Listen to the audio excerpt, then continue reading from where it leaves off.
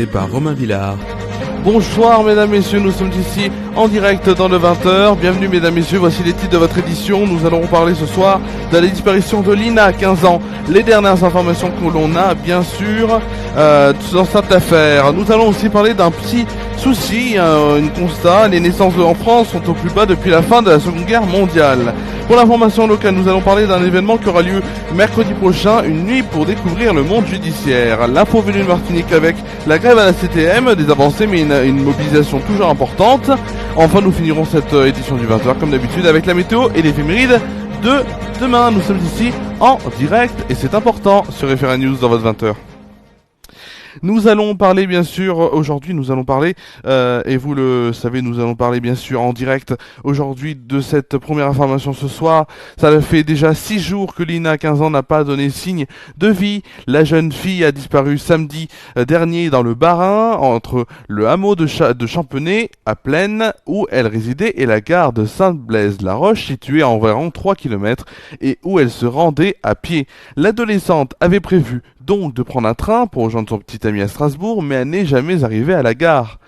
Depuis, proches et enquêteurs cherchent le moindre indice. 2 battues ont été effectuées lundi et mardi sans succès. La procureure de Saverne, Aline Clairaut, a fait le point sur l'enquête mardi et indique n'écarter à ce stade aucune piste, on l'a vu hier. Hier après-midi, un étang a été entièrement sondé. À Saint-Blair-la-Roche, là encore sans résultat. Mais où est l'enquête aujourd'hui jeudi ? Plusieurs opérations de ratissage ont débuté ce matin dans des secteurs encore non fouillés. Elles ont été réalisées par 80 gendarmes répartis en groupes sur différentes zones, notamment un réservoir d'eau, des champs, de la forêt.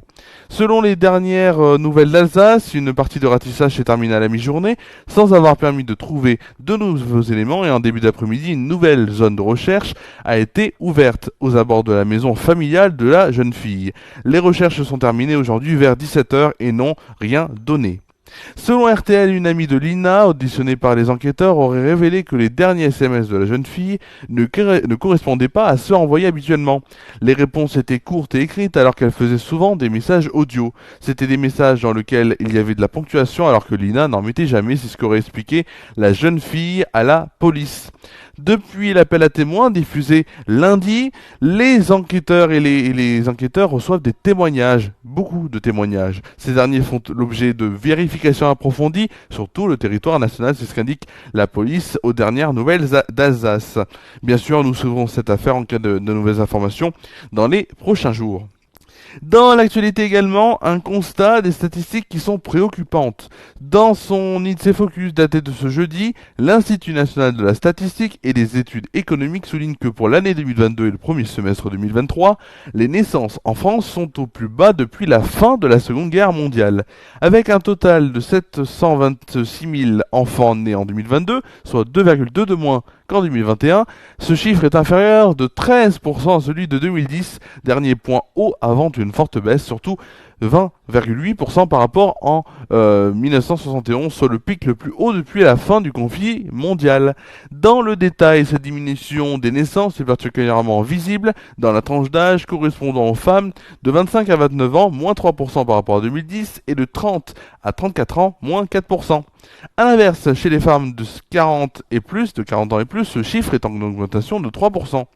D'un point de vue géographique, toujours selon les statistiques publiées par l'INSEE, la baisse concerne l'intégralité des régions du pays. Elle est toutefois accrue dans 6 régions métropolitaines, moins 2,2% dans le Grand Est, moins 3,1% en Bretagne, moins 2,9% en Auvergne-Rhône-Alpes, moins 2,6% dans les pays de la Loire, moins 2,5% en Île-de-France ou encore moins 2,4% en Bourgogne-Franche-Comté. Comme l'avance l'Institut, l'INSEE bien sûr, ces chiffres s'inscrivent dans une tendance à plus long terme amorcée en 2011, aggravée par l'arrivée du coronavirus en 2020. La crise sanitaire a en effet sonné un coup des naissances, donc en 2020, période gratuite et ouvert à tous. L'année du droit est l'occasion unique qui permet à chacun de discuter sans barrière avec les professionnels du monde de la justice. Les manifestations riches et variées proposées au soir du 4 octobre ont pour but de mieux faire connaître le droit, ses principes, ses institutions et ses métiers. Le 4 octobre 2023 célébrera aussi la 65e anniversaire de la Constitution française. C'est aussi depuis 2018 la célébration du droit sur l'ensemble du territoire national. En effet, depuis maintenant 5 ans, Laurent Fabius a souhaité qu'une soirée, seule celle de l'anniversaire de la Constitution, soit consacrée au droit, discipline mal connue des concitoyens. Depuis lors, les acteurs du droit invitent le public à mieux connaître les arcanes. On va tout de suite passer à l'info venue de Martinique. 3 jours de face à face. C'est une véritable course de fond pour les deux parties en négociation. À l'arrivée le déblocage des principales institutions de la CTM, véritable moteur du secteur social, économique, culturel et scientifique. Une grosse machine qui regroupe des milliers d'agents qui aujourd'hui en majorité sont en grève pour que soit prise en compte leur mal-être. Pas moins de 7 organisations syndicales sur 9 sont autour de la table des négociations. Les échanges sont longs, mais ponctués de résultats. Hier, mercredi, des accords ont été trouvés sur une quinzaine de points. Ils concernent l'aménagement du temps de travail, des questions logistiques sur le parc automobile, la formation du personnel. L'intersyndicale a appelé à une mobilisation aujourd'hui au centre administratif territorial de Martinique à 9h30. Il sera décidé donc aujourd'hui de la suite à donner au mouvement de grève et dont bien sûr aussi les conséquences qui commencent à se faire ressentir. Alors c'est bientôt la fin de ces informations générales, à vous dire bien sûr qu'il y a un match de rugby ce soir entre le Japon et le Samoa à suivre sur M6 à 21h. Je vous l'avais dit dans Coupe du Monde de rugby 2023 le MAG, mais je vous le redis aujourd'hui.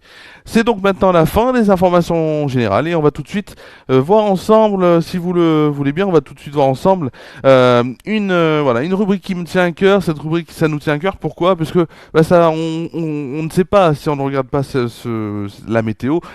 Comment on va s'habiller le lendemain, puisque s'il fait froid, il fait chaud, on s'adapte. C'est tout de suite, la météo, c'est maintenant.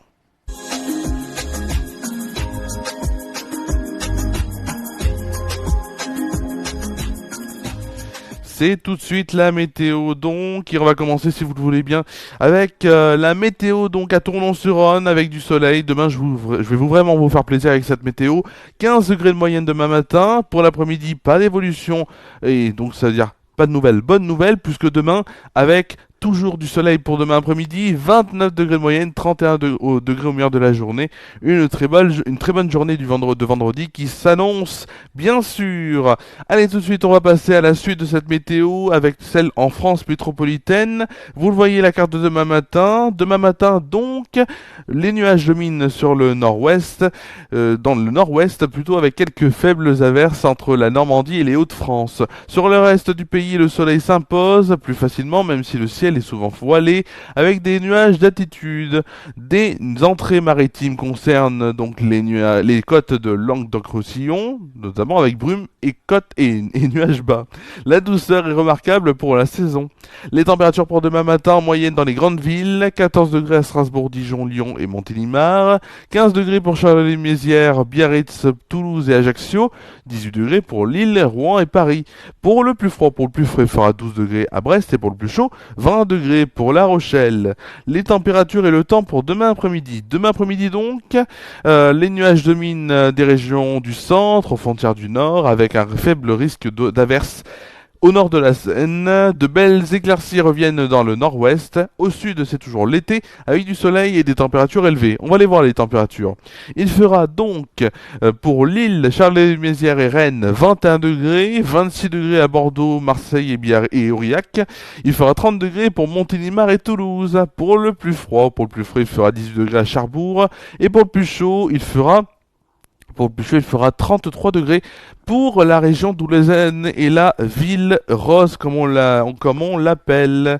Nous fêterons demain les Gabriel, les Michel ou encore les Raphaël. Le soleil se lèvera à 7h46 et se couchera à 19h34. Nous perdrons ainsi 4 minutes de soleil. Et le dicton pour demain, il est tout simple: de Saint-Michel à la Toussaint, la Bourg, grand train.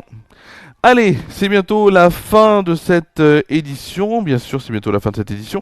Juste avant le programme, bien sûr, sur Référent News, qu'est-ce qu'il se passera dans les prochains jours, avec demain, dernière édition de la semaine, en direct du 20h sur Facebook et en replay sur YouTube. Coupe du Monde de rugby 2023, le MAG, en direct, donc à 23h, nouvel horaire, un peu plus tôt. 23h donc, en direct, samedi, dimanche, les résultats, les actualités de cette Coupe du Monde et le programme de aussi aussi de la Coupe du Monde pour le lendemain ou pour la semaine d'après. C'est important de le voir. Ce sera donc en replay, bien sûr, sur YouTube, après le direct Facebook. Et enfin mardi, l'émission hebdomadaire Bienvenue chez Romain qui sera de retour sur Déclic Radio 101 sur si vous écoutez à la radio traditionnelle, déclicradio.fr si vous n'avez pas accès à cette radio et que vous voulez quand même entendre l'émission, donc déclicradio.fr, ou encore si vous le souhaitez en vidéo puisque ça existe sur Facebook, sur cette page Facebook FR1 News, donc en direct vidéo. Voilà, merci à vous d'avoir suivi cette édition du 20h. On se retrouve donc demain pour une nouvelle édition et la dernière édition du 20h de la semaine, en direct avec les 3 infos du jour, qui comprend toujours l'info locale, puis l'info venue de Martinique, pour ensuite finir avec la météo et l'éphéméride bien sûr du lendemain. Je vous souhaite de passer une très bonne soirée et une très bonne nuit. Prenez soin de vous et de vos proches et on se dit à demain sur FR1 News 20h en direct.